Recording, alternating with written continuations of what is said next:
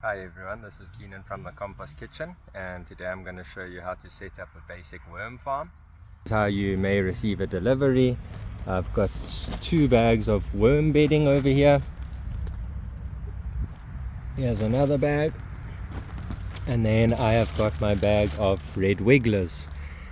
My choice of bin is just a plastic bin that we've got lying around. On the bottom I've got some big holes for drainage, and then on the sides I've got some holes for air, and then I have got a little plastic tray to catch the runoff from the drainage.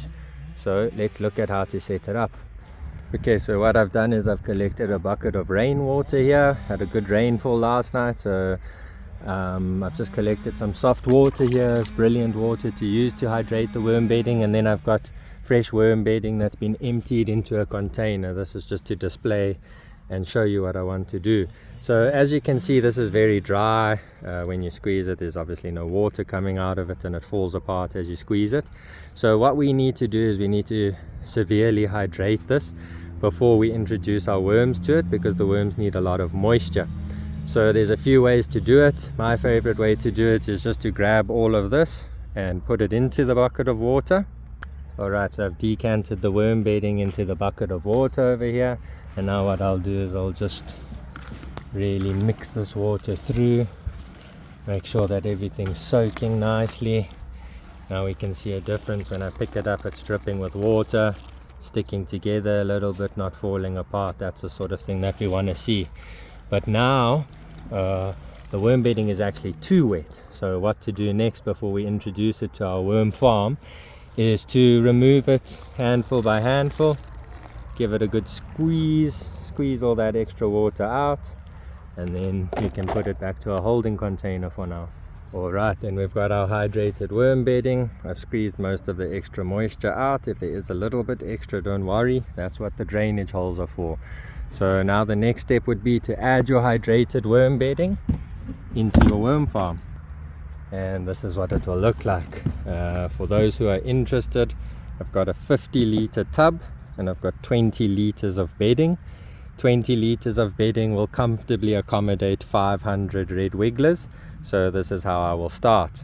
Now that it's nice and hydrated and set, air holes are in place, drainage holes are in place, it's time to introduce the worms. So I've got the bag open. It's a piece of watermelon for those who are interested in what that is. And I'm just going to tip the contents of the bag into the middle of the bin here and just lift it up.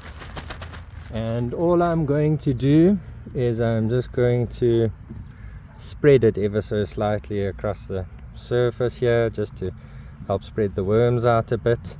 And now what we will observe is that some of the worms start to wriggle a bit, and slowly we start to see them moving. This is because they don't like sunlight. So what will happen naturally is, just by introducing the worms to the top of the bin here, they will now make their way down away from the sunlight into the moist bedding. You can see here we've got some slithering away or crawling away, and they are now going into the bedding. And we've got some more over here, and within probably a minute you will not observe any more worms on the top of the bin. And that is how to introduce your Red Wrigglers to your earthworm bin. For those who are interested as well, the tray at the bottom is just to catch extra water. If you're doing this inside, like maybe in a garage or something, or an outhouse, you may not want the floor to be getting wet. So just to show you here, it's literally just a tray. It's catching extra water.